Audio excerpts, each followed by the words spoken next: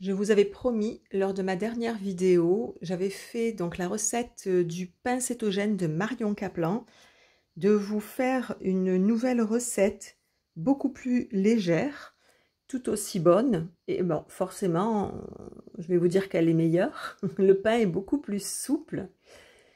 Donc, je vous mets la recette sous la vidéo, les ingrédients. Donc là, j'ai mis 6 œufs que je vais faire mousser.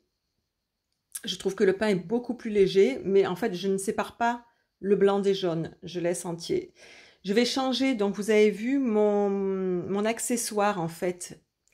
Donc là, je mixe des graines de lin. Alors attention, toujours les mixer à la dernière minute pour pas qu'ils s'oxydent, parce qu'il y a des oméga 3 dedans, ça s'oxyde rapidement. Je vais les ajouter à mon mélange de farine, levure, psyllium. Et là, vous me voyez, alors ça, c'est pas obligatoire, mais moi, j'adore ça. J'ai mis des graines de chanvre.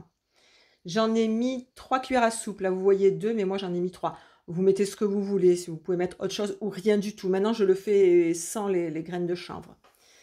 Et donc là, maintenant que j'ai changé mon ustensile, je vais tout doucement mettre les ingrédients. Là, je commence par les farines. Je tourne à vitesse moyenne.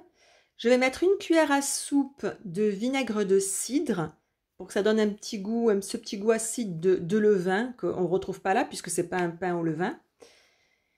J'ai mis donc de l'huile alors soit d'olive, soit de coco fondu. Je ne me souviens plus, mais je vous mettrai ça en dessous, vous inquiétez pas.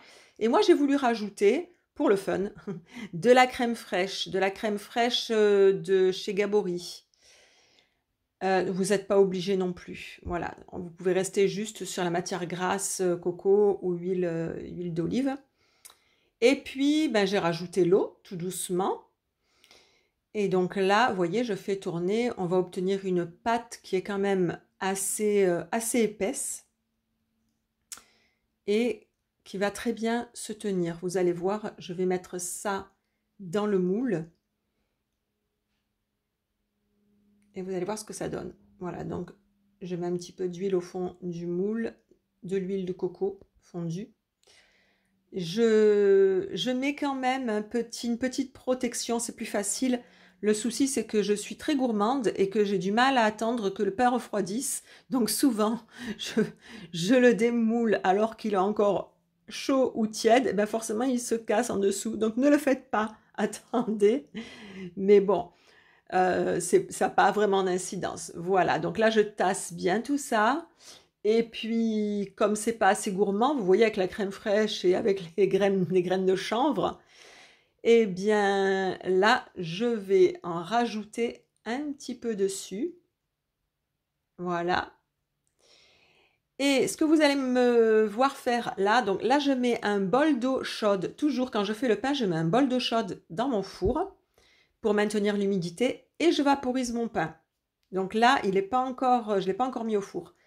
Je le mets au four, je vaporise encore un petit peu et ensuite je vais mettre thermostat 180, donc mon four est préchauffé bien sûr, hein.